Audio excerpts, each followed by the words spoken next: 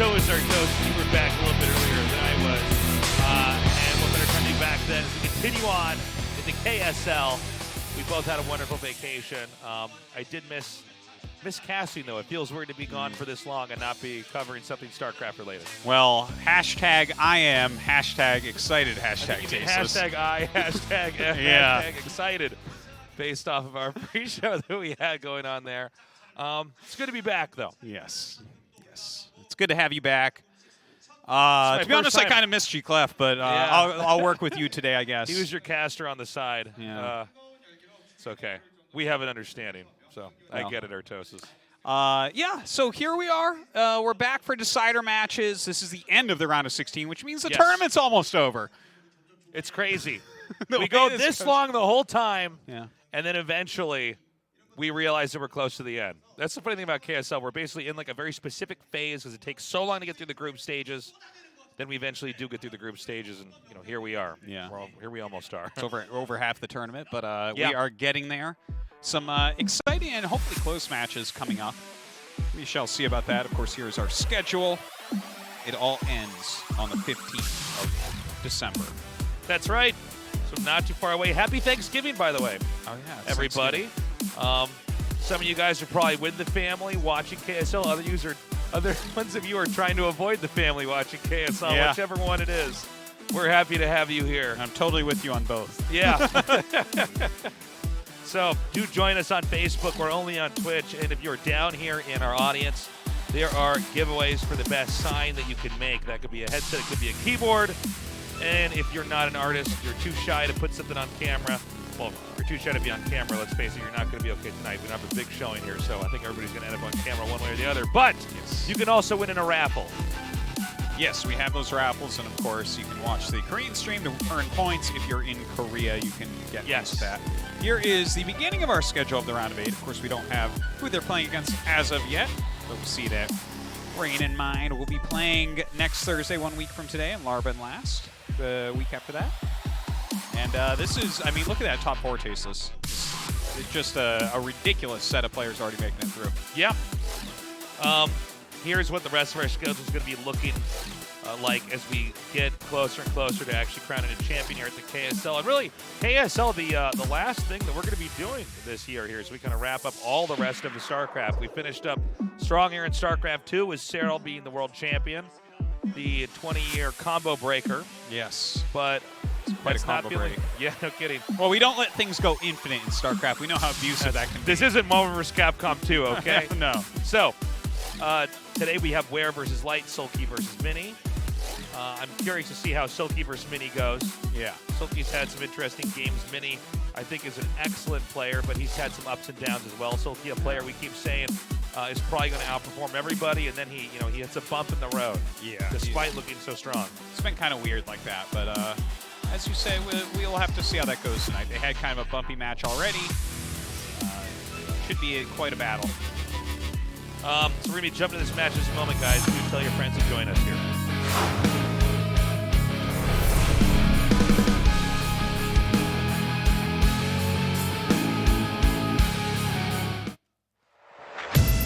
Okay, we're bringing out our first player, Ware, our Zerg. I think it's very fair to say he's the underdog here tonight, and that's not because Ware's a bad player. It's because his opponent is simply so strong, especially in this matchup. But Ware, he's been showing better and better results. He was basically just known as kind of an all-any rushy Zerg for a long time. And he still kind of is like that, but he's really quite strong. He won that 20-year Brood War Anniversary tournament in Russia over Shine and Sharp. So those are two really high-end players that he was able to defeat. Definitely, he has moments of brilliance. There's no question, but he also has, any player that is as aggressive as Ware has those moments of unbrilliance. Those moments where you just shake your head and say, why did you think that would ever work? Yeah. Of course, he's going to be riding that high from that most recent success. Again, his opponent, though, man, it doesn't get much scarier than this as a Zerg player going up against a Terran. No, it truly does not. A Terran player that has always been one that I've loved over the many, many years of his career. But nowadays, he might be my favorite Terran to watch overall. Taste. So I was talking to you about this before the show. Yeah. You know, it's great to watch like Flash and Last and stuff, especially Flash, right? But the way that Flash plays, he's like, hey, I'm smarter than you. I understand things you don't understand. I can do things you can't do. Light shows us, like, hey, if you practice unbelievably hard with normal play, this is what you can do. Yeah, he's following a lot of the basic parameters of TVZ, and he just makes it work. He executes it so well mechanically. Few and far between when it comes to Light. Yeah. So definitely very much digging him. He is a favorite tonight. There's no question there. I would say that he will drop a maximum of 1 map tonight, most likely. Yeah, I think this might even be a 3-0. I mean, he's just It's so possible. solid, especially in how robust he is in mid-game when it comes to pushing out and just controlling the Zerg and really wrangling the Zerg into a corner, shutting down all other possibilities, and then coming in for the kill move. It's very rare to see somebody that dominant in any matchup like that, in that fashion. Yeah, he's super good at it. He's good at the other matchups as well, of course. But our first map is going to be Heartbreak Ridge. This is our first map for every series in the round of 16. Yeah. And to be frank, I think that this is maybe the best chance that we have here. I didn't see the map. You mean for 'cause where? I never think to, I never think to look for some reason during that weird place that we show the map details. But I think that this is a decent chance for Where to win because it is very much a 2-hatch Muta map, right? Where you're likely to go all in. So I think especially when you have a player starting out on low ground like that where they can be abused from all angles there with the mutas. Very tempting. And we are actually moments away from starting this. Wow, I forgot how fast these intros go. KSL was gone. You got to shut up, Tasis. We're about to go. There's no time to talk. We're going into game 1. Where versus Light.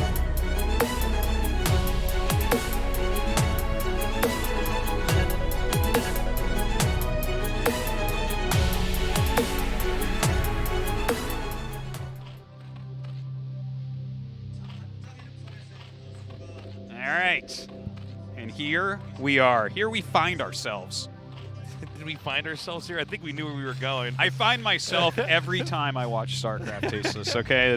I'm always lost other times. Yeah. Okay. It's going to be Light over here on the far left, and Where on the far right. Excuse me. Every time I see Light, it's like I'm looking at myself in one of those funhouse mirrors that makes you look taller and handsomer and stronger. That's right, and yeah. better at StarCraft. And then when you go to your stream, it's the other mirror that makes you look like what you truly are. Yeah. Shorter and gross. All the wiggly mirror, you know. I'm a freak. But you know, Light he really does showcase unbelievable basics and great decision making, and he pulls together games that just seem very lost in this matchup quite often. Now, we're going for a 9 pool. Yeah. It's not like a gigantic surprise, but I feel like when you 9 pool, Light doesn't do a lot of proxy raxes or anything, right? So it's not a very good defensive play. And he doesn't do a lot of 1-1-1. He normally goes just regular bio play. So I look at this and think to myself, would Light ever lose to this? And I answer back, no, he probably won't. In fact, what he'll probably do is punish you for this. So it's a bit curious because it seems almost like it's something you might try on ladder. Yeah. Because when you're playing against top tier players and maybe there's some anonymity depending on, obviously when you get high enough, a lot of times you know who you're up against, but most of the time on ladder, you have no idea who your opponent is or what they're going to do, but it seems like this would be an all-around safe way to do it. But yeah, I like what you're pointing out, Artos. I mean, Light doesn't like to do 1-1-1s. He doesn't tend to proxy. He actually just wants to get into very ordinary tech and try to push out and start getting kills. Well, he gets in here with a well-timed SCV scout, sees that it's a 9 pool. He'll loop back around likely to check on a possible gas. Well, I guess he sees the hatchery, so he's completely aware of what's going on. But yeah, he's going to be able to block this. Now, it's not a ramp, so you might be able to get a little bit more done with your lings than going up a ramp. But yeah, it's hard for me to believe that this is going to do very much. So Light is getting ready as these lings are beelining directly towards the entrance here. We do have gas being taken right away, so it looks like we're going to be going into tech pretty quickly here. Here's that command center.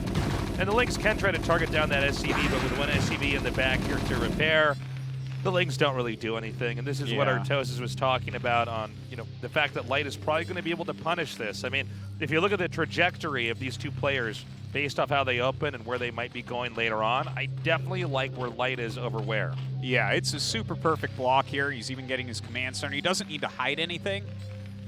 And, I mean, from here, it's pretty obvious what he's going to be going for, right? He's scouting that it is, in fact, a 2-hatchery lair. So he should just be adding another barracks, going into, Marine Medic, and it's hard to see Light losing this, but... he actually went gas before his second rack. We just barely caught that. Yeah, he did throw a refinery up on that extra extractor. That's a little bit interesting. Excuse me, Vespian gas geyser. And now... Now we're going to see. Now, this could end up throwing Ware off. Not that he's seen it yet, but I think Ware is probably going to be expecting a little bit of a different tech here. Now, because Ware invested in those Zerglings early, instead of getting drones or even getting a hatchery up right away, it's very important that Ware actually... Oh, nicely done, actually. Yeah. Stops the scouting SCV. I was going to say it's very important that Ware gets up as many drones as possible, but denying that layer, even though it's pretty... It's to be expected that you would go 2-hatch layer. Still, that's something fairly good. The problem is if Ware can't do that much with 2-hatch Spire here, I just don't know what he's going to do to stop Light as Light continues to develop. Well, there's certainly a lot that you can do with 2-hatch Spire on this map. Light is kind of like, I like, now that I'm thinking about it a bit more, the fact that he skipped out in the second barracks for a little bit longer. He had an SCV in there. He saw no more Lings were being made. He didn't need a higher Marine count than he had. But this will kind of get him some scanning a little bit quicker. He can double check on tech. He'll have his stim quickly and all that. Yeah, one thing is when you get those scans up, you're going to get 100% confirmation if it's 2-hatch Muta. There's really no way for them to hide that. This is a map you can do some cheesy lurker stuff with that high ground behind your main. Yeah, or even try to like maybe run up that high ground past that, into the main or whatever. I mean, there's definitely a lot of abusive things, but that confirmation is going to be coming here in a little bit. You do want to make a few more SCVs before you get the scans up right away. And as the game progresses here, since it is 2-hatch Muta, we want to see where do those Mutas go first? How much damage can they do? The goal of 2-hatch Muta is that the Terran is going to lose so much that, sometimes the Zerg can set up a closer or the Terran, will end up losing certain positions on the map, and it's really difficult to hold. Now, a couple things to mention here. First off, as Zerg, you always take a third base here, oftentimes in the top left in these positions. And it's hard for Terran to truly push out because 2-hatch Muta is so deadly. If you lose that group of bio once, the game can likely end. So that's going to be a point of tension here. Now, the other part, and I'm very interested in this because, I mean, Light is definitely one of the guys I watch the most. And I felt like the only thing that Ware might have a real chance of tonight is lots of Mutas, like constant mutalist pressure into a reasonably quick Guardian rush. And I wonder if he's going to go for something like that here. Okay, now these Medic Marine are coming out, and they're headed up to the north. They want to try to get this third base. So this is giving a good angle here for Ware to try to come in and clip away at some of these additional Marines. And if that Marine count gets too low, then Ware can come in and wipe it all out, and there's going to be no way to contest that third base. See, now, Light has to pull back. Enough Mutas are here. The P-Muta micro has been good enough that he needs to reinforce. He has to be very careful now. He doesn't have his range quite yet. That's what we keep checking on. Range makes micro against Mutas so much better. But, excuse me, if he loses the full group, things will fall apart for Light very quickly. He's only on 2 barracks still. Okay, again, another big hit up here. You can see the stimmings happening. Once that happens, Ware backs off, decides to let that medic energy bleed out. And I gotta say, this could not be really going better for Ware, except that he wasn't controlling his meters for a second. Yeah, that was kind of weird. But besides that, everything was looking pretty nice. Now, the Marines are continuing to head up to the north. Ware should know about this because there's simply nothing else there. In fact, he cancels the hatchery, deciding better safe than sorry. Yeah, that's really interesting because normally Light will force the Mutas to follow him at this point, but Ware is not biting. He actually stays here, harasses, and Light brings back his Marines, realize he's taking too much damage.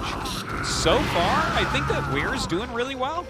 Yeah, I'm definitely liking the way that Ware is making this work. I mean, again, that's what you want to watch for when you see 2-hatch Muta. How much damage is actually being done here?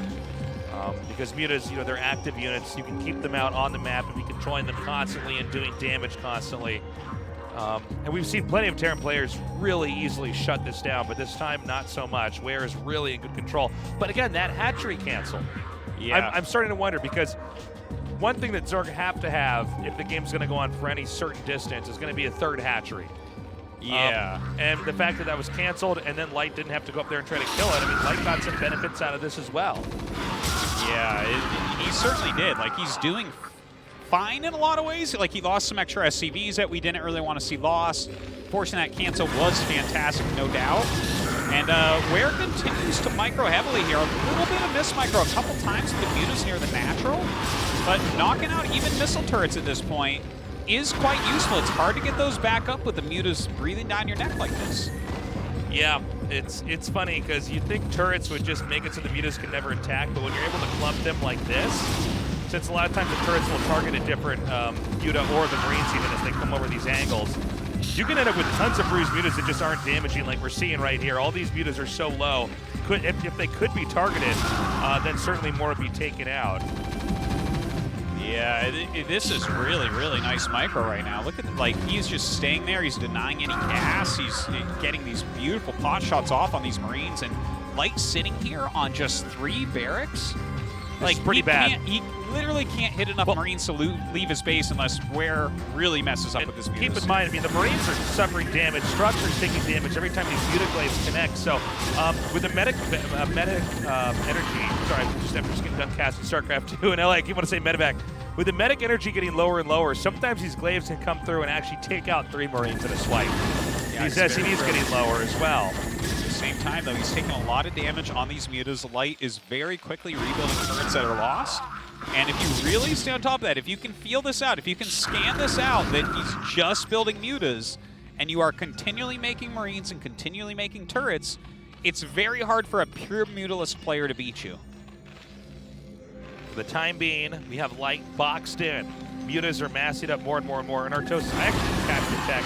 Oh, this is pretty cool. Yeah. So see the factory floating over this, guys? That's super Targeting awesome. becomes much more difficult. And since a factory wouldn't be used to make anything, this is just one little trick you can utilize to make it tougher for your opponent to harass you. You basically have to just spray at the turrets, which means you'll never, ever, ever kill them. Right. You really need to target them. So notice that Ware immediately is rotating to a new area to harass. He's going to jump on the turrets here in the main base. A little bit of a bumpy attack wow. there. In fact, only one turret killed off, but one that was at about 5% HP was repaired and saved. Yeah, he took about infinity more damage than he wanted to right there. That's...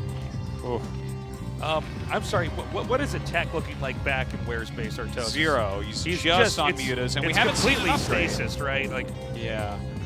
so arrested development as far as tech goes here for Ware. So what you see is what you get. And it's super scary because Light is actually going into Valkyries from here.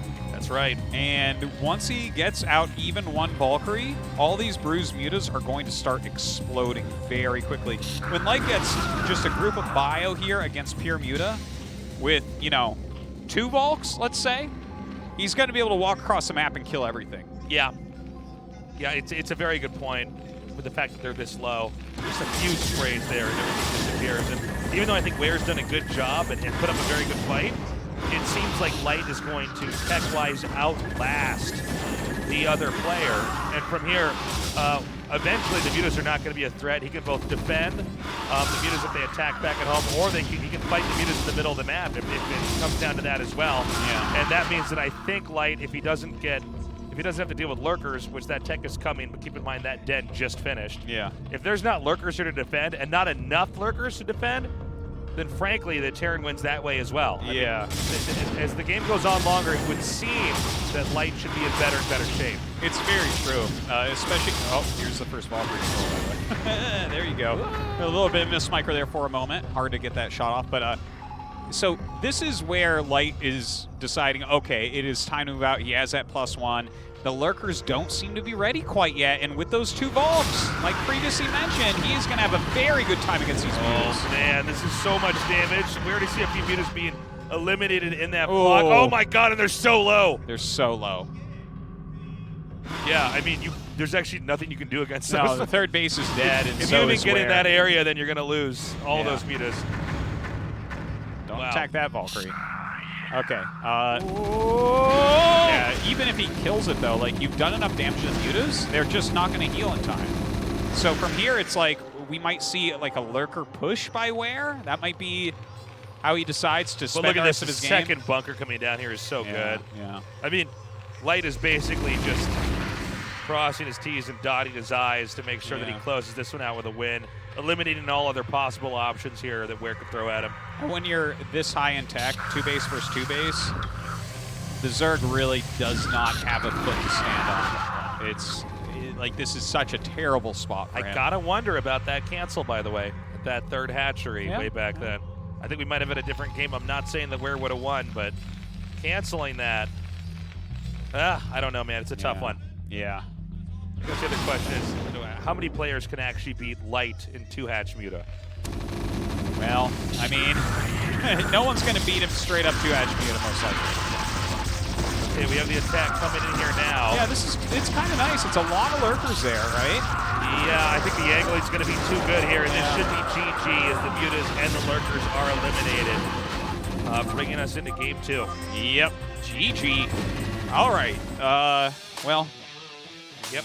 You know, Ware had some good moves early on. There definitely were a few moments that were looking fine for him, but between the cancel, that hatchery, the Mutalist, just a little bit of missed micro, you really have to be on top of that type of strategy and keep that pressure on. Yeah. The lurkers were a little bit late. His play did not flow that well, and if you are not nailing everything, Light is going to beat you at TBZ.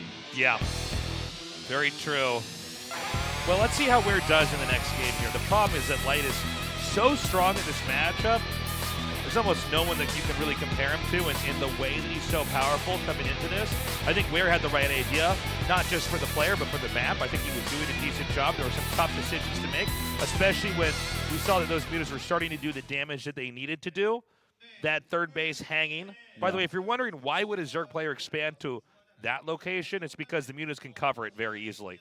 You're basically able to harass and do damage and then pull out, try to hit the Marines from another angle that's hard for the Marines to deal with. But there was that cancel. Now, even if he didn't cancel, there's a chance the Marines could have pushed up there and taken it out anyways. There's no way for us to know how that game would have unfolded, but it is something worth taking note of because that was a very big moment, especially for the early game back there. It's especially interesting because he dived in with his Mutas into the natural and main instead of dogging the Marines. Yeah. I feel like leaving the third up at that point is really good because the Marines have to come back to negate damage. So then you give Light a very hard choice. Do you go after the third base still, or do you go home? Now, we don't know for sure whether or not he scanned to see the cancel. I feel like maybe he did, or... Either way, it's a hard choice, but he didn't force him into a hard choice. Going back 100% was the right choice because there wasn't a third going up. So whether he scanned or not, Ware took Light's choice and said, it's right, just like that. Yeah. We're going to be going into game number 2 in a second here. In this season of the KSL, it is the loser that picks the next map. So we're going to see what map Ware thinks is going to give him his best shot at actually beating this Zerg player. I'm not sure what to expect with our map lineup. I don't know if he wants to play standard Aztec, or if he wants to do something kind of sneaky. All right, let's see. Here it is. Aztec perhaps, or that might have been vetoed as well. Could be a rogue kill. Aztec. Okay, so Light did not veto this. This is a pretty decent map, I would say, overall for ZVT. Some people have been vetoing it against Zerg. It is a low ground main. The natural's pretty wide open. You should have some buildings there, or speedlings can be a little bit of a problem. 3-player map, of course, so plays out a little bit differently like that. Plenty of gas, expands up ramps, which is nice for Zerg as well. This time around here, Light is going to have to be thinking, all right, I saw early hatch, early pool in the last game. Yeah. I don't know if you necessarily want to try that on this time around. It's not a one-on-one map here, but maybe Ware is thinking, I need to come in here and do something a little bit cleaner to get me into a better spot when we start to tech and start to fight. You can't forget that was a pull first right away that was totally shut down with the CC walling that off, you know? Yeah, that was... I don't understand a lot of the times at this level when Zergs do their early pull. Like, every now and then you'll see it, the Terran mess up micro and die, but it is exceedingly rare. Especially someone like a Light or a Flash or a Last. Well, okay. Light right now just kind of concentrating his strengths Meditating. here. A lot of these guys meditate in between the little matches, even for a minute or two, try to get in the zone. I do something kind of like that in between my matches. I meditate. You meditate? Okay. We're going to go into game 2. Ware versus Light. Let's go.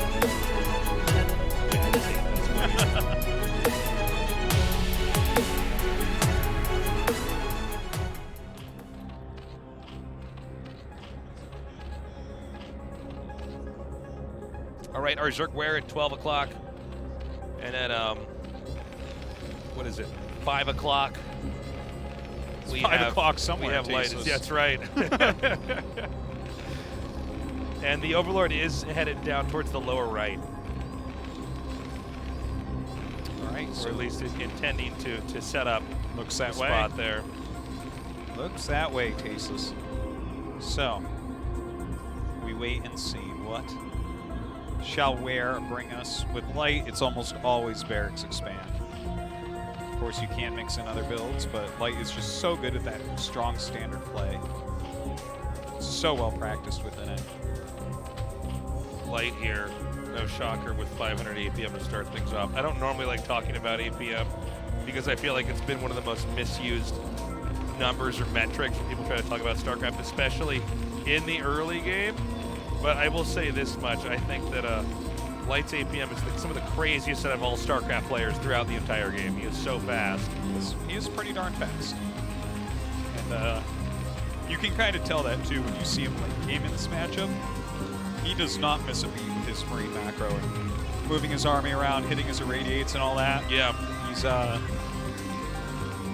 mean, it's art to watch this guy as a Terran player. Well, he's just mechanically so incredibly gifted, especially at the Medic Marine unit combination, which really is one of the more taxing unit combos, if not the most taxing unit combo, to try to utilize and move around the map with. Yeah. Between the stims, the irradiates, just trying to get spreads. And when you consider how quickly that unit composition can die, whether it be to Lings and Yutas or Lurkers, if the engagement is correct, it's impressive that anybody on Earth is able to do that. It's quite true. It's mechanically so demanding. He is at that very top tier. Very few rivals up there that can do what he can do. Now, this is a super fast second gas. Like, really, truly fast. In fact, Light, well, I guess he'll know when he sees the layer start, but that is, like, Ware really wants to get those meters out quickly. Yeah, if that the is layer is starting before anything else is starting here. Yeah. Should be starting just momentarily. And so we have a command center here on the low ground. Now, there's not much that Zerk can do to really answer this command center on the low ground right away, the same as there's not a real quick way for Terran to answer the layer. I mean, both these players are diving into the game in a very different direction. One player going for economy, going for a quick expand as possible. The Zerk going for tech as fast as humanly possible. Yes, indeed. And in this game, Ware instantly started the layer as the spawning pool finished. Light saw that. What he can't see is when the gas started exactly, so he doesn't know that Zergling speed also started at that exact moment. That's correct, and if the Terran is not prepared, seeing these Lings hatch, especially in numbers like this, you got to be worried about possible Ling attacks here. And it looks like the SCV should be taken out now. Nicely done. Yeah, that was really good micro by Ware. We'll see how many Lings he makes, because this is where this map can get a little bit tricky and why sometimes Terrans don't like it as much. That natural's very wide open. Light has already started building some stuff there to kind of close it off a little bit. Now, Lings with speed can mean one of two things. It can mean that they want to actually attack it and do a lot of damage, or it can mean you just want to get SCVs as they try to leave and scout, so that the map is more confusing, so that Zerk can disguise what he or she is trying to do. And I believe we're actually going to have the Spire go down right now. We're not catching it. So see these Speedlings, yeah, they will never let an SCV out. Yeah. Definitely important, but Light does know the timing of the layer, so he should be ready for Mutalisks when they end up coming. Is getting that Terran Academy right now. Is going to have to get his eBay going pretty quickly, and it looks like a very quick third base going to be coming up by Ware. So I feel like this game already we've seen just a better plan by Ware, right? He didn't early cool, but he did get a very early gas.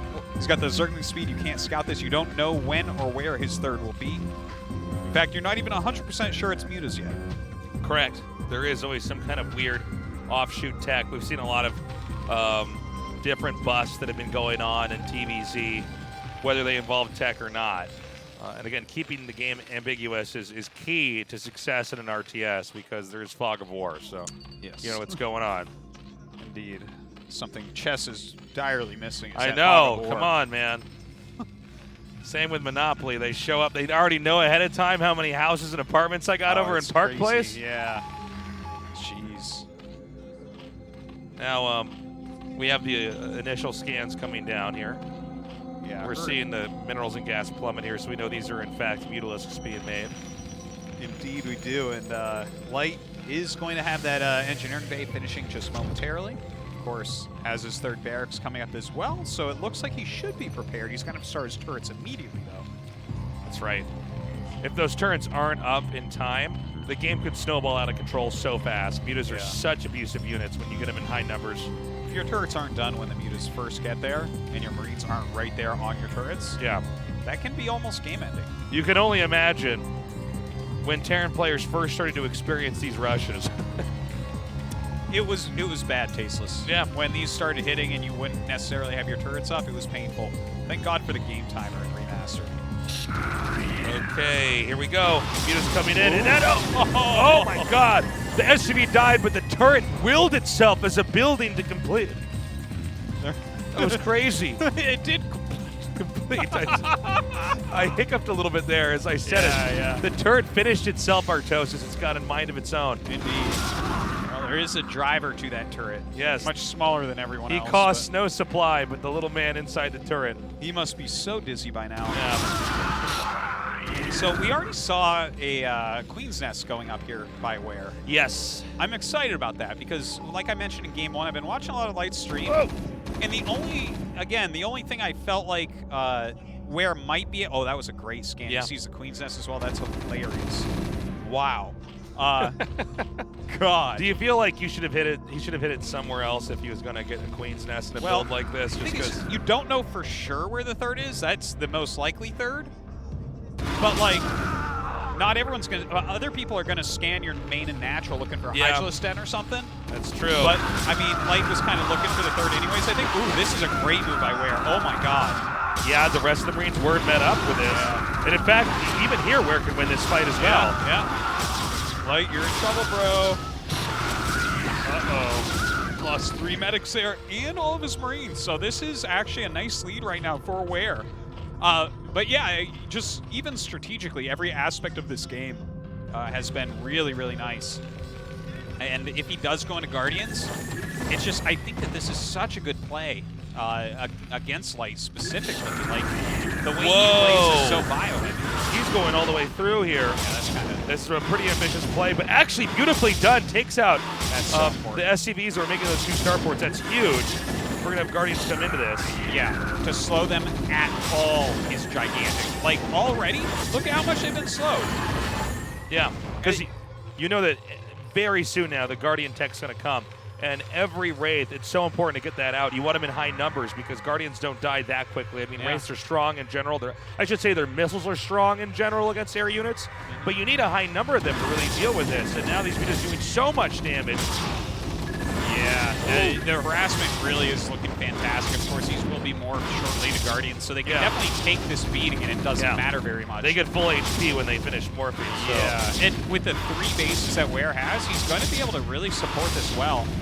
I mean, this is looking really good for Ware, man. Light scans, he knows what's coming. So, but he's going to have, like, what? Maximum 4 Wraiths. Yeah, and here's the other problem, too, is that Medic Marine can, in moments, engage Guardians, but you have to be in the right position, and this map is so perfect to abuse that. By the way, we don't have any Wraiths out just yet. Yeah, the add-on's just finishing. I think is he going for Valkyries instead? He might be. But Guardians have a pretty high base armor. Yeah. So, like, the Valkyries will be specifically to deal with Mutalisks, and then if you... It's like... Well, Devourers are a unit you can make in this situation as well. A what? A Devour. That's not in this game. What are you talking about? No one's ever heard of that unit before, Tosis. Oh, trust me, Tasus. Every time I try to make raids against this build, Yeah. I have a Devour. I'm like, oh no. Oh no. And it solos like 4 raids. Yeah. I'm like, no. Everything's attacking so slow. Yeah. Okay, so we have the morphine happening. Yes. Fine. Could try to snipe those eggs if those mutas weren't there. Yeah. And from here, it's like, how are you going to get favorable surface area? I mean, it's so the hard. Guardians are going to slay. I think Ware's going to take a game, Artosis. Yeah, it definitely looks that way right now. He is way, way ahead. Now, if you hold this, obviously, you're fine. It's like, if you can kill this group of units, that's basically Ware's entire game has led to right now. But and there's some fancy micro he can do, but look, there's that Devour. What is that? Is that a hero unit? Well, in this situation, yes, that is a hero unit. And truthfully, 1 is probably enough, as long as you're not sitting in missile turret fire like you just saw. Okay, this should be the killing blow here. And I think he's actually making probably a second Devour in Well, this is my favorite campaign mission so far, where the hero unit Devour leads the Zerg army through the game towards victory. All right, so the Valkyries doing their best. But again, high armor on Devours and Guardians. Really, when you look at the Devourer, it looks like just a really armored muta. Yeah, it does. With a much larger trunk at the bottom. Yeah. But yeah, it's a lot of Valkyries. Oh, no. I'm really surprised he hasn't made more Devours yet. Okay, there it is. Here's, that's the same Devourer. It just Should've had respawns that over there. Yeah, should have had that a little bit earlier, I would say. But Light wins this game. I'm like, okay. Oh, I hope he does. I want to learn. So every time that Devourer, when the attack connects to an air unit, the air unit becomes significantly worse in fight. Yeah, it has something called acid spores, which splash onto units that are stacked as well, which makes them take additional damage and slows their attack. So if you and the acid spores stack, so when up you to see this, 10. Is it 10 or is it 9? I thought it was 9. I thought it was 10, but maybe it's 9. I'm well, dead before it gets that. If you already have that stack, you're already gone anyways. But he's trying. Notice how much slower these begin to attack. It is really a difficult thing to play against. And look at how much Ware has. He is just smashing face. But yeah, I mean, I feel like he has nailed it. This is like, this is the type of strategy that you're going to be able to pull wins off of Light on. And you can definitely see that reflected in this game. And behind this, a really healthy economy here for Ware. Oh, yeah. I mean, basically, Light has to push up this ramp against Guardians, Mutas, and Zerglings, and Devourers here to cover from the air. He's being a little bit sloppy right now. I wish you could click on that Valkyrie, then we'd find out if they can stack up to 9 or 10 or so. Yeah, we shot enough times. Yeah, it has truly been a little bit sloppy, this attack by Ware, but I think we can forgive him, Martosis. Yeah. This is too good. It seems like the amount of damage has been a bit too much. Okay, you're right, Tasteless. All right. Stop rubbing it in, Tasteless. Jeez. Okay, so we're going to be going to game 3 in a minute here. It's tied up 1-1. GG. All right. Well, there you have it. Guardian Rush against Light. Okay, so Light, you can see kind of like, oh man, that kind of sucks. Well, that hurts. A huge part of this game was losing that early group of Marine Medic. You can't lose early groups of Marine Medic. If you do, your opponent has so much control, they can kind of cheat a little bit. They can jump up the tech tree more quickly. They can be more expandy. Kind of do whatever they want. Yeah. Wow. You've never heard it called, they can be more expandy? No, I think you said expamby. Oh, like no. Bambi, and I'm like, I kind of like that. Expamby. Yeah. That was Spamby's mom was killed, man. Yeah, exactly, by the hunter. Guys, we're going to a break, but when we come back, game 3, Ware versus Light.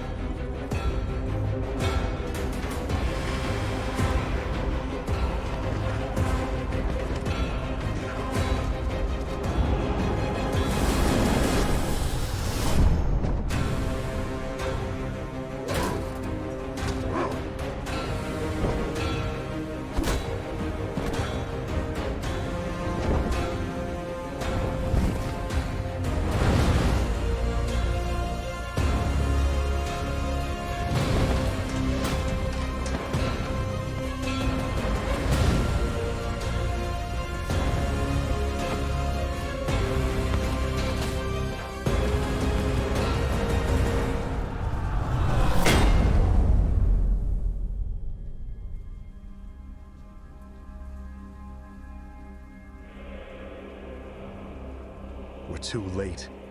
This entire city must be purged.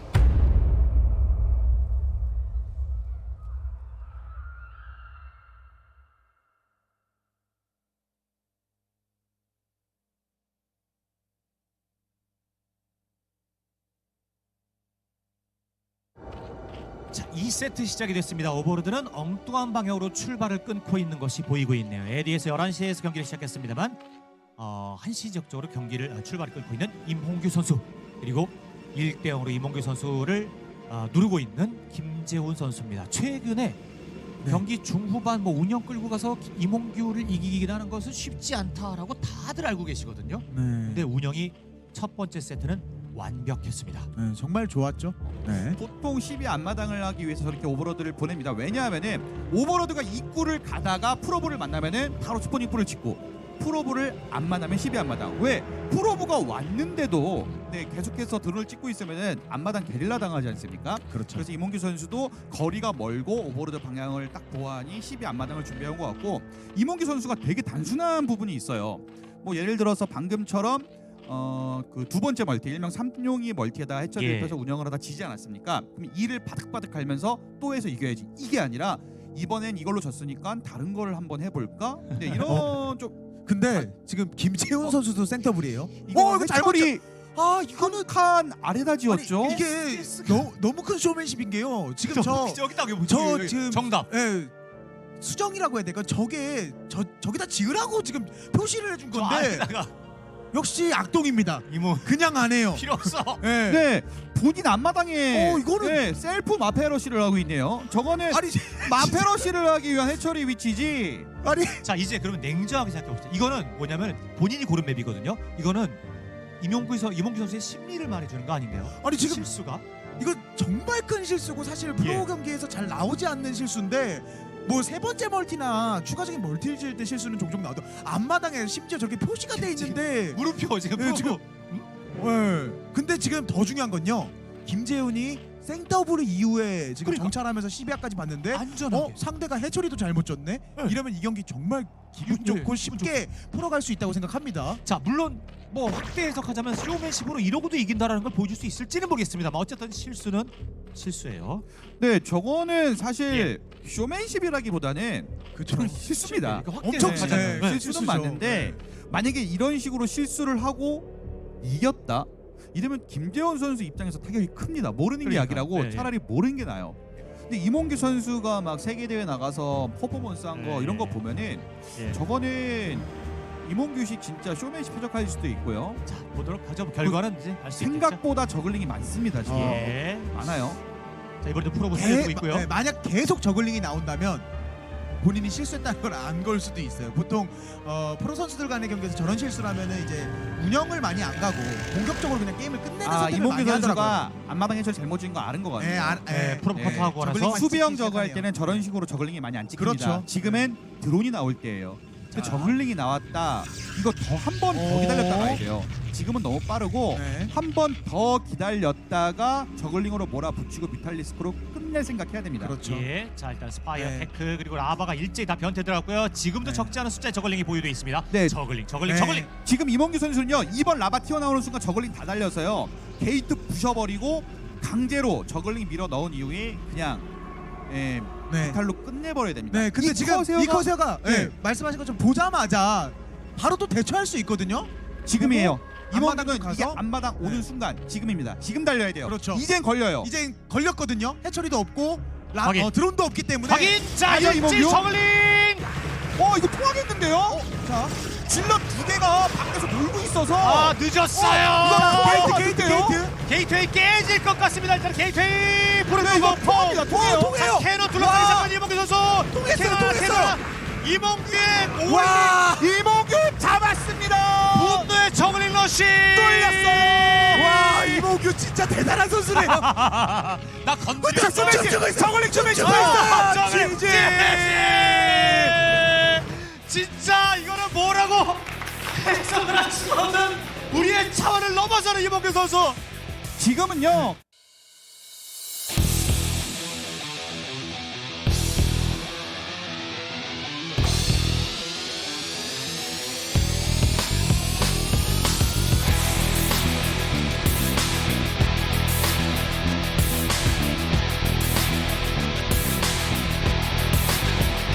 Welcome back, guys. We're here in the KSL. It's tied up 1-1 right now.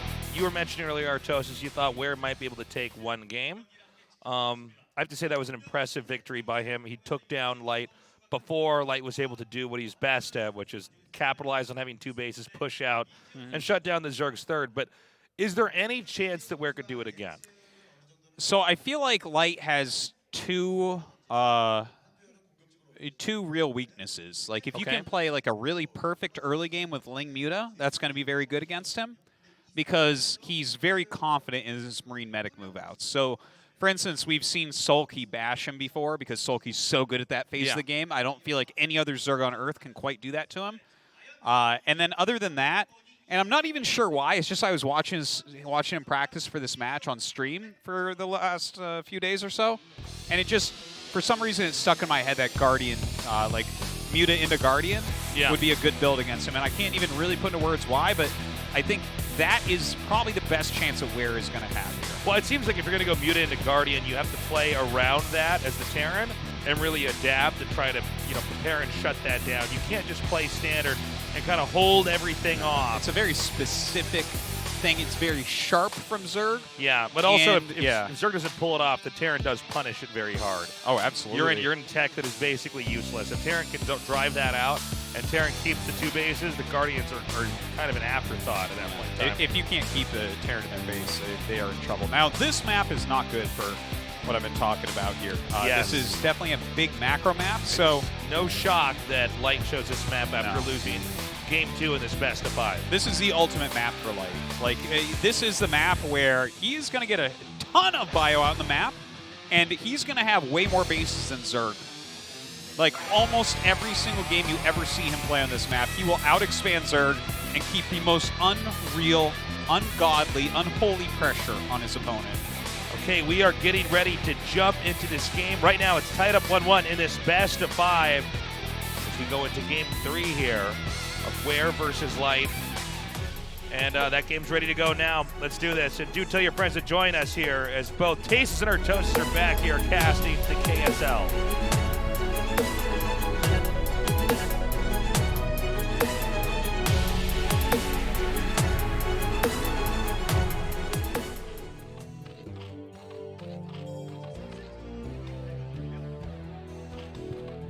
Okay, so we've got Zerg in the bottom right. We've got Terran in the top right here.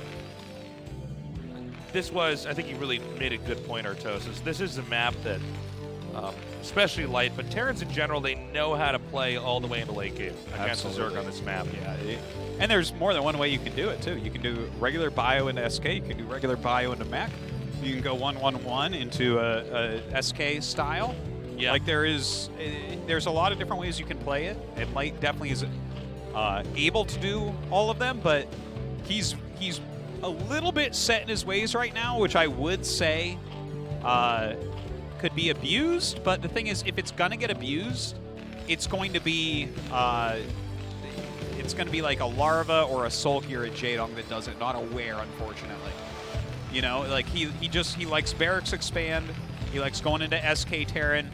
He'll have a lot of vessels, a lot of dropships, a lot of battle cruisers, and even more bases. You know, and that's kind of how he does it. And there are ways to play around that, but his basic fundamental play is so strong that you have to be at least equal in that regard. So here's some Light support. That individual might win a headset. Or what are we giving away? Headset and mouse? I think so. Headset or car, Ferrari. Okay, get down here. I love your false advertising. I know. Yeah. Try to sue me. It's hard to sue someone in a foreign country, guys. Yeah.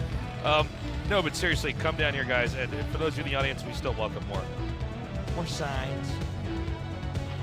You don't have to be the best artist. No, and you're probably not the best artist. Yeah. How dare you think that? You know, that's not even what's important. It's only important to be the best if you're playing in KSL. Well, is one of these guys the best? I mean, Light's pretty good, man. I like a good underdog. I think Ware's an exciting player to watch. I like Ware. He's really, I mean, I think especially, not always, but there's been times in StarCraft 1 where people are so hype about the main names that I think, guys, isn't it really exciting that anybody else can break through? Yeah. Come on. Oh, no. Look, I worship Flash as any God-fearing man does. But Any flash fearing man. yeah, however you want to word him, Yeah. capital H him. Yeah. But like Light really is one of the guys that I personally, as a Terran player, love to watch because you look at his play and it's like, damn, this is like you can get closer and closer to this play every day. He doesn't do anything too fancy. The thing is, he does even push the meta forward. This is a guy who kind of, for me at least, definitely the guy who I first saw going for BCs in the matchup regularly. You know, mixing that in, and like he's got little branches for it and stuff, and it's really cool and fun to see. Now, Light gets a scout off and throws down that second barracks. He sees that once again this is a quick 2 hatchery play, and I do wonder if Ware will go for that same type of mass muta into Guardian play. Yeah. You can try it. It's just it's going to be difficult to make it work here on Circuit Breakers. You know, something that we got to point out is that when you see 2-hatch play, it can still mean so many different things. We've got that initial route opening. Okay, we know it's 2-hatch, not 3-hatch. We know it's not 1-hatch or anything super weird, not a 4-pool or a 5-pool. But yeah, I mean, there's still a lot of different possible ways for the Zerg to take the game. Yeah, So, yeah. I mean, I'm in the same camp as you, man, where I look at this and I go, okay, is he going to do the same thing, a Guardian tech or mass mutas, or is there maybe even a third option? Because, you know, right, we know it's Spire at Well, least. you know, you can go for the mass mutas. You can go for the mutas into Guardians, or pure mutas, right? You can go into oh, he's taking that third. Okay, so this is going to be pure muta. Cool. Yeah. Pure muta, and he's going to go into Guardian most likely. So here. I want to zoom out here because a lot of people might be wondering why in the hell would anybody expand that close to a Terran? This Yes. isn't what this matchup is supposed to look like. When you're going this much muta, it's actually better to have everything close together. Yeah. As far as basically, if you look at the rally point for mutas are coming up, they're going to go over each of those hatcheries, and they're going to be fighting very close to that third base. This just really points to the fact that Ware will be in Light's face the entire time. Yeah, Ware wants a brawl, and what Light's trying to do is finish his Lego spaceship. Okay, That's a good way to put it. He's just got Yeah. that $300 Lego set for Christmas, and he wants to. It's going to take a while. He's got all the pieces out. He's got the map. And when the Lego spaceship's done, the Zerg loses the game because Terran has science vessels up. Yeah. You know, tons of medic marine are coming out. But right now, Ware's getting ready to take the Lego spaceship and smash it on the floor. Yeah, and look at this. Oh, hold on a second. Holy- You know what? He's just scouting with a single Marine down. But if he could actually get there. Oh. Oh no! That was a mistake, though, You're kidding me. right? That had to have been either that or the. This is shocking. Wait a minute. Wait, the mutas aren't out yet. There's just Yeah, one but they're song. going to pop out. I think that the mutas will hold this. Because he needs to heal these now. These are all wanted. Okay, Well, but not all of them, but most of them. I think that, Artosis. yeah, this is, Look, this I is mean, pretty I don't rough. know how synced up the squads are, but there's going to be one or two dead mutas when they come out. This is going to be a bad way to go. Yeah, Zerg this is can't not- stabilize here. The scan here to see on top of the high ground. Yes, that is worth it. You know, Oh my God. Well, I thought that was lucky for Ware. this is what it looks like when I play Zerg. Except your mutas already wouldn't work. Okay. You know okay. what? Well, Now this is an interesting turn of events because the hatchery lives.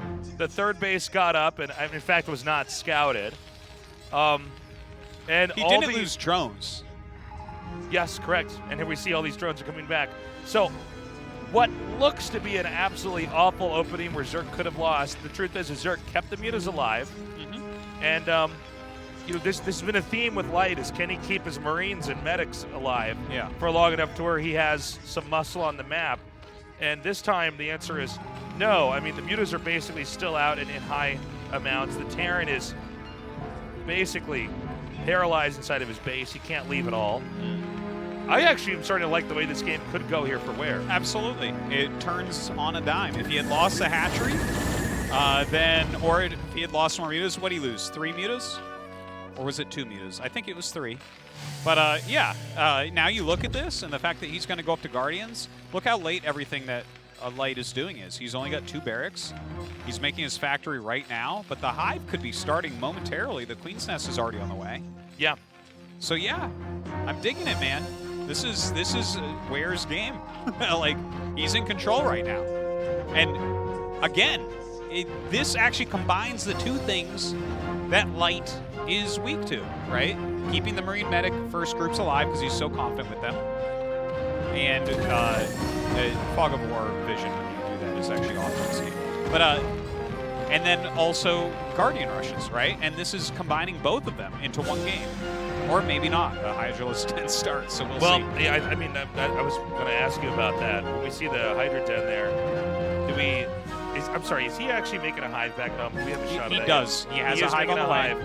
So the Hydrogen there, that's an interesting choice. This could be a little bit of a shakeup, and what he might be going for here is a very quick Defiler push since he has such a close hatchery. You can get your Defilers there super, super fast. Oh, that's a good point. All you need is 1 or 2 lurkers there. If you don't have map control and they have Defilers, you will lose the game as Terran. Yeah. It is if they get into your natural, there's almost nothing to do from there. So much of this matchup is basically what everybody was trying to figure out: how do you stop the Defilers from getting to your natural? Yeah. You know, you basically had to be out on the map because once a Dark Storm comes down and enough lurkers are burrowed there, the Terran simply loses the position. There is no hard counter to contest that. Some of you guys might be thinking, what about a Radiate? Yeah, I mean, that can kill some lurkers underground, but not as quickly as Zerg can reinforce that with additional lurkers and additional Dark Swarms there.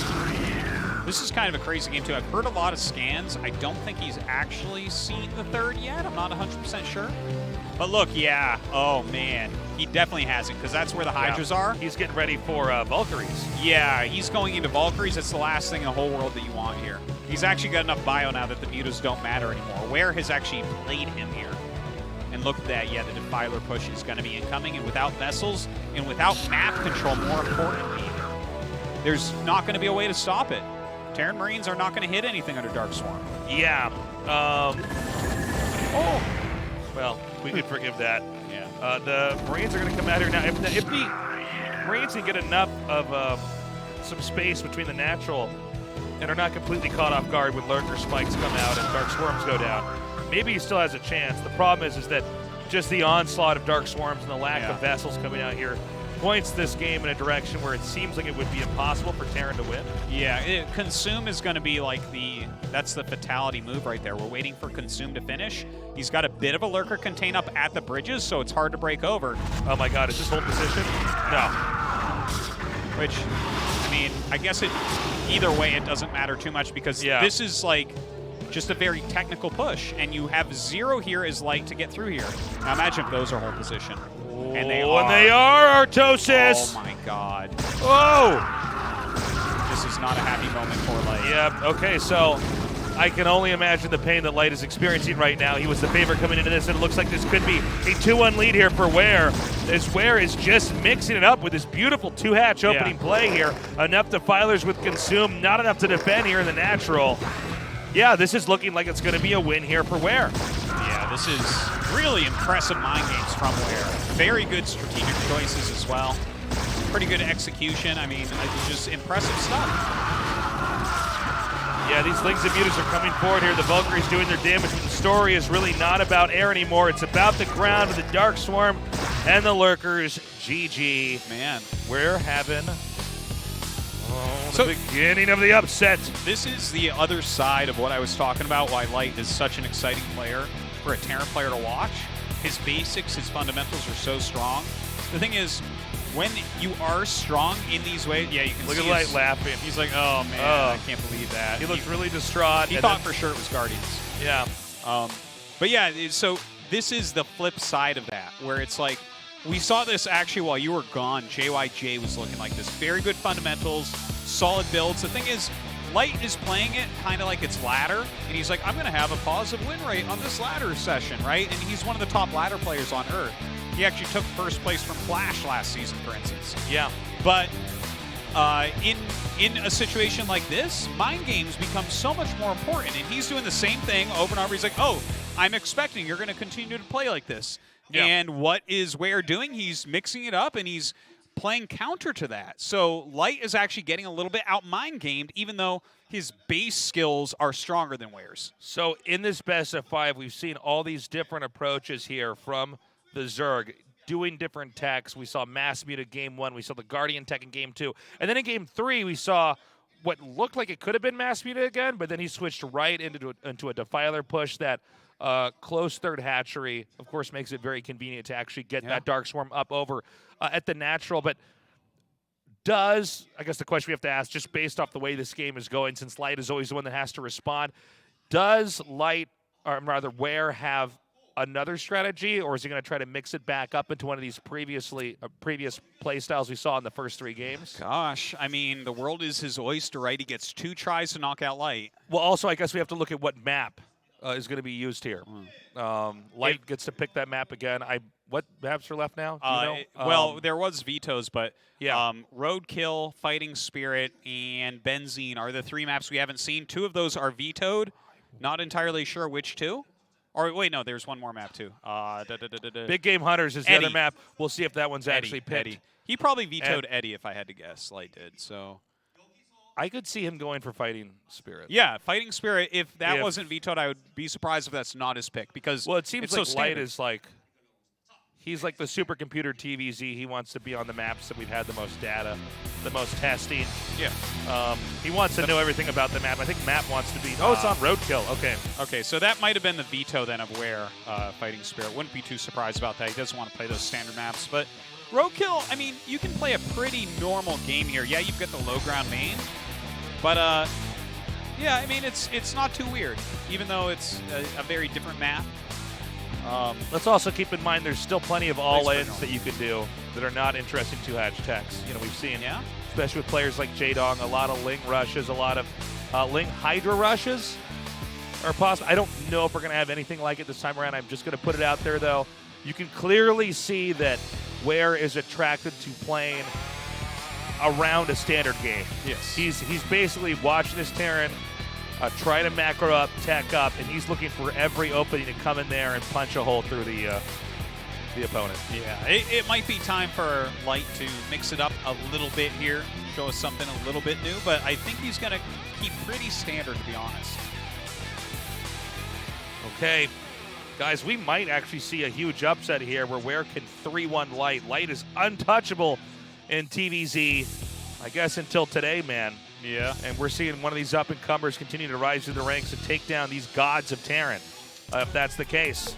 Let's find out if Light can come back as Game 4 is ready. Let's go.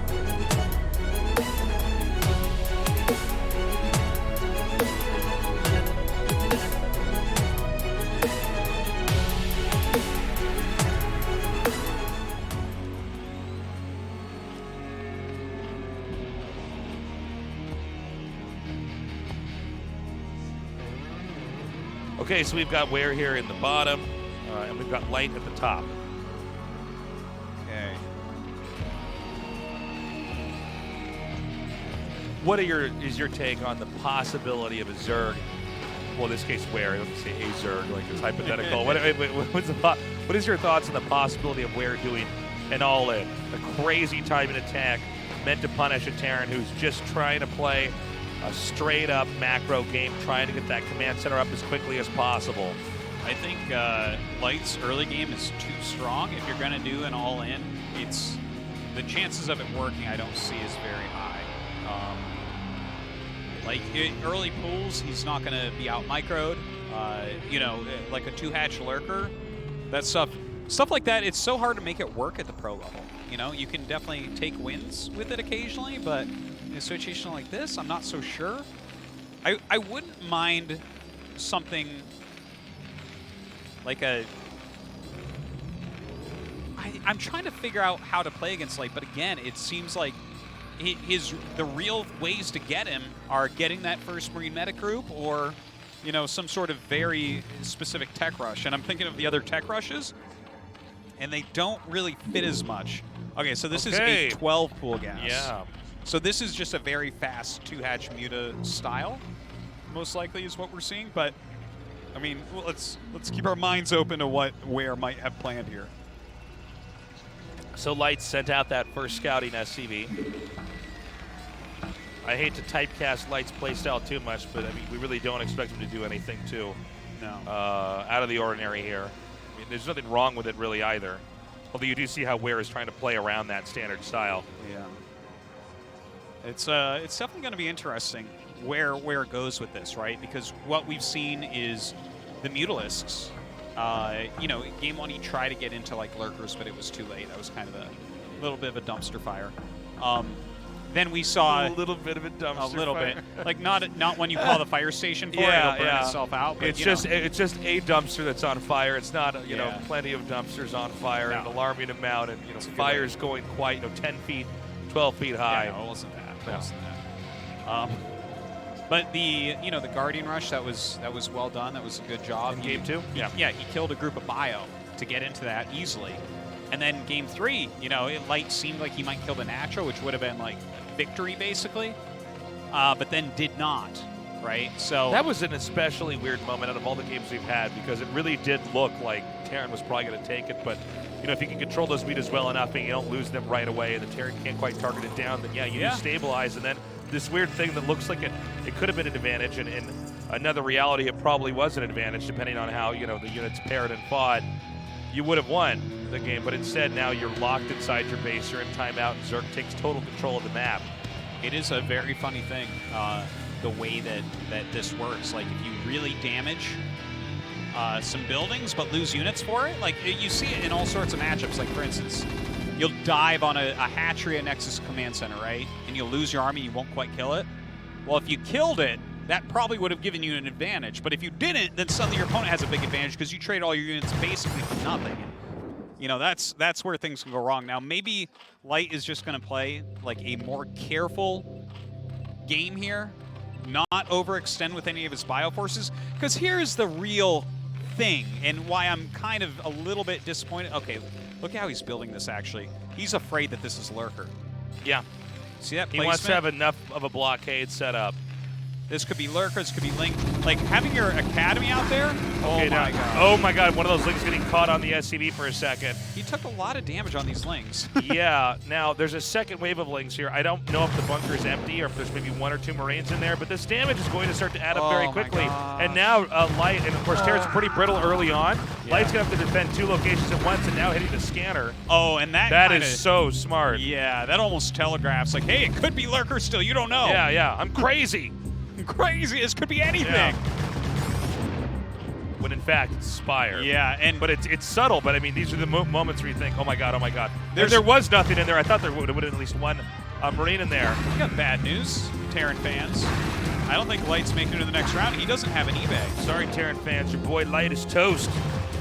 Yeah, look at how late that eBay is. Yeah, and in fact, this Yeah. Firebat not even able to quite get inside the bunker is now driving away these Lings. But you don't need Firebats in a moment like this when mutas are on the way. Yeah, the mutas actually are hatching now, right? So without turrets, Okay, so it's 3. There should be worst another case 3. scenario. Worst case And scenario. in fact, he might be able to get up there and actually hit the eBay. I think even Light realizes that. He's got Marines coming back over here now. And he wants to try to get in here and basically make a net to try to catch us. This is a decision I think is very bright, to just evacuate. But there's also this Academy making out there. Yeah. And there's plenty of important upgrades you need to have. You want to have the range and the stem over there. That Academy's still fairly new. he doesn't have stim. Yeah. You see this? Yes. Non-stim Marines trying to fight against Muta. Look at that. That Muta Hilarious. actually just flew through all those non-stim Marines and is fine. Yeah. Those are stim Marines. That Muta would be dead. Now, the Academy, it looks like it's done now. Yeah, yes. But of course, you can go ahead and just not get range now. Yeah. You know? Which I mean, you it's- need. you need it as quickly absolutely as you need can it. Get it. Yeah. It's like range is as important as stim in these micro Yeah, situations. it really is. Because otherwise, you're actually really looking for a Zerg micro failure. Because the dance back and forth without the extra range on your Marines, it's so hard to actually connect with them. This is such a great game here. Whole series, I should say, from where. Yeah. And, disguising it is possibly being lurkers by even Yeah. hitting that scanner for a second. He did a lot of It's- things to make this work. It's so brilliant because he's basically mixed it up every single game. And Light is just left guessing each time. And he hasn't guessed right enough times, Artosis. Yeah, and it's such an interesting dynamic within StarCraft 1 as well, what we're watching here, because really, I mean, there's a lot of different ways you can think about it. Again, the base skill of Light is higher than Ware, but you can see that Light has played this very much like he's playing on the ladder, whereas Ware is playing this like this is a tournament, and he's varying his builds and Yeah. using mind games, and we don't see that at all from Light. Yeah, Light is just trying to absorb Wear. And the thing is, if we play 99 games in a row with these two, I guarantee you Light wins. But 5 games, that's a very different beast, and Wear is playing like it's a different beast. You totally nailed it, man. That's exactly what's happening here. Ware is playing a tournament, Light is playing on the ladder. And I mean, basically, Ware goes into each of these games knowing how Light opens. Light's not deviating. Light thinks that he's strong enough that he can take Ware at any circumstance. Well, apparently not in the early game. Ware has way too many exploits in his style of play to punish a player like Light who continues to open up in a similar fashion. Yeah, and this is a really bad scenario right now for Light. He just finished up his academy again, so he's sitting here with medics that have to be nearly depleted. He doesn't have range yet. So, here you see him moving up here. This is because he really needs to take his natural again. If he had range, this would be super easy to do. As is, he'll be able to do it, but it's tough. Now, Lurker Tech is close. That Hydra actually almost went a little bit too far up there. If that Hydra had walked into range of the Marines, that would One be less Lurker, man. Yeah, and I'm not 100% sure if Light knows exactly what's going on tech-wise. We haven't seen where he's scanned. He's probably seen it, but And, Light might just get this bunker up. He might have enough. He might have everything ready. Maybe the game goes on. Maybe we called it too soon. Brood War, there is always that comeback ability. there is comeback ability. And don't forget that Ware is on just 2 bases. So that is, whenever Zerg doesn't have the 3rd gas, there's always comeback potential. Right. Zerg has not positioned himself into a spot where you can continue to grow in tech and improve. But that being said, okay, hold on. Whoa, now, that's his only scan, right? He'll have another one in a moment. He really should build a turret there as well.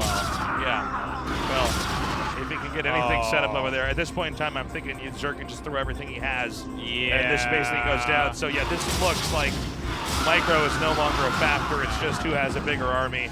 And that army size is going to go to where? Stim, range, or not. These Lurkers will not be stopped from tearing down this bunker. And I think we're just going to see GG, man. Wow. Well, Ware definitely impressing tonight. Good play, good mix-up of strategies and mind games as well. And, I mean, Light is trying to hold on here. Because Ware is on 2 bases, it makes sense for him to stay in the game until he's truly dead. But you can't see comeback potential when you only have 2 Raxes. Yeah, no, there's just no way. Well, especially not with Imbutus and Lurkers over these barracks, and that's it. Big upset here in the KSL GG. Ware did it, and you can just see it on his face. All that hard work, all that practice, all that prep, it paid off, man. Feels good. It certainly does. Congratulations to him, still on a heater after that tournament in Russia that he just won. Looking very, very strong at the moment. I'm excited to see what he can do in that round of 8 and who he's playing against specifically. Because you can move on playing like this, but, eventually you're going to hit someone that has mechanics like Light and, mind games like Ware, and then suddenly you're like, uh-oh, am I out of class here? Damn, look at Light. I mean, this has just been a shocker of a night for him. Yeah. Let's keep in mind, guys, Light never got to actually have the push he wanted to. Light never really even got to a science. Well, he literally never got to a science vessel. Did we not see one? We didn't have a single science vessel. Oh my God. Ware set these games up so that they could never start for our player Light. Yeah. Ware had already activated a strategy, come in there with a plan, and Light's like, just let me get to late game, and Ware's like, no. Yeah. Well, to be fair, Light shot himself in the foot multiple times. He was spending Marine medic groups. I think this is one of the most complicated things in StarCraft 1, when it is and is not okay to spend Marine medic groups on aggression. And I guess that's something I'll have to talk about another time, but we definitely saw Light putting himself into spots where he did not have the needed units to hold on. By the way, guys, we do have one more match here. We're going to have an interview as well, but there is a ZVP Best of 5 coming up next for Group B here. That's Sulky versus Mini, and you do not want to miss out on that. Yes, indeed. We're going to be having an interview here momentarily with our wonderful translator, Andy, and see what Ware is thinking, because definitely an underdog, as you said. Excited to see how happy this guy is. Hello guys, we're gonna have an interview with Ware, who's just made a huge upset. Hello. Hello. So you actually beat Light today, and now you advance to the round of 8. How do you feel? And first of all, I really had an easy mind coming here. You know, Light is a formidable opponent. And last time in the winners bracket when I played Rain, you know, I had a lot of pressure.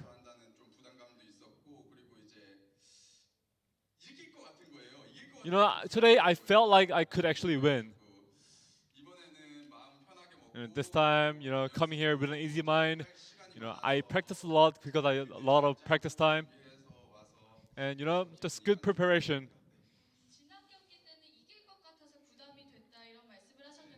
You said that you had the feeling that you're going to win.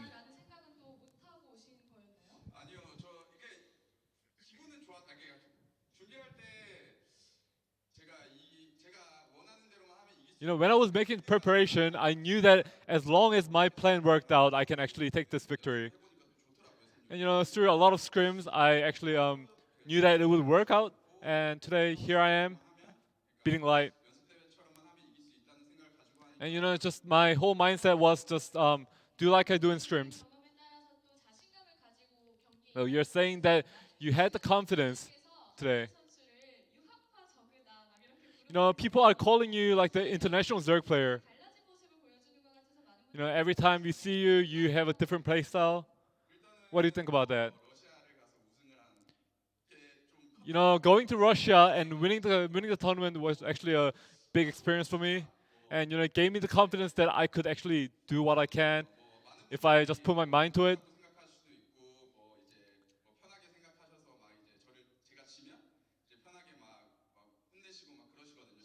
You know, my viewers, they scold me when I play bad, and you know, I take those feedbacks and you know, I try to better myself.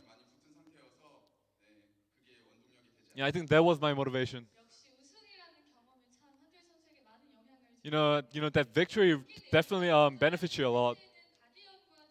In the second set, you actually implemented the Devourers and the Guardians.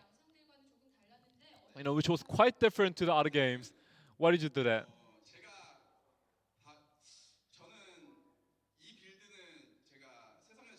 You know, I knew that this build was the best for me, and then I know that I'm the best player who uses this build. And you're saying that you have the expertise in this build.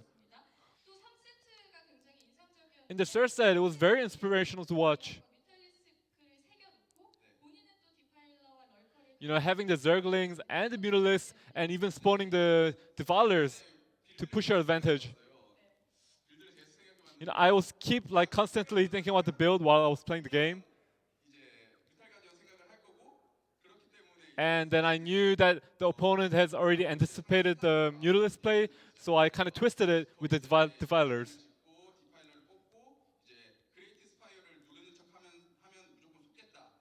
And then I knew that he would be fooled if I actually pretend to press the Great Aspire.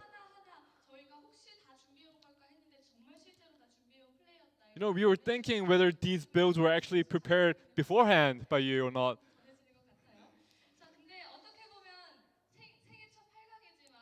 No, this is actually your first round of 8 in your career. You know, they say that there's a bigger mountain that lies ahead after Light. You know, I've actually practiced a lot with Lost, and you know, he helped me a lot as well. And then, you know, I asked him, is Light an easier opponent or am I an easier opponent? And then he said, Lost said, if you come up, it's an easy win for me. But you know, I don't think I will lose to him.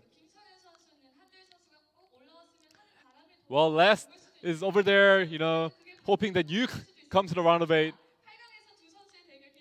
And we look forward to the match between you and Last in the round of 8. Oh, and last of all, thank you, Sharp and Last, for helping me out on the scrims. Thank you. And then he Watch walks and wear right into into the camera and walks through your screen, and there he is. Amazing. Well, Well, he plays against Last next. Yes. Thing is, Last will have a multitude of builds prepared and more technical builds than Light. So The problem Yeah, that's I a think tough one. here was really for Light was just that everybody knew how he was going to open up, right? And it is important always to have a variety of builds, always to be unpredictable. And I think that was really highlighted in this series. There were games that Light won today, but every time, I mean, you could just see where run circles around the openings and exploit the Terran. And yeah, I mean, I don't know. It was well done. I want to Well see more prepared. aware. He's clearly on a killing spree right now with his recent success in Russia, as well as beating Light here, which is a phenomenal upset Yeah. to cause. So, yeah, I don't know if he's going to be able to go much further, though. Don't think so. Last is But- a beast to go up against him. So definitely, it looks to me that like Last is hitting the round of 4 again. Yeah.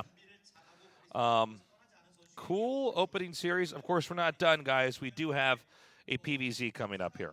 Yeah, Mini versus Sulky is going to be our next match. It was a close and very weird series last time we saw them play.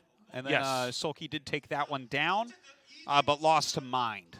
3-0, in fact, in that winner's match. So Sulky here trying to show that we're not stupid to keep saying he should be winning a tournament. We've been saying it for a long time. I got high expectations.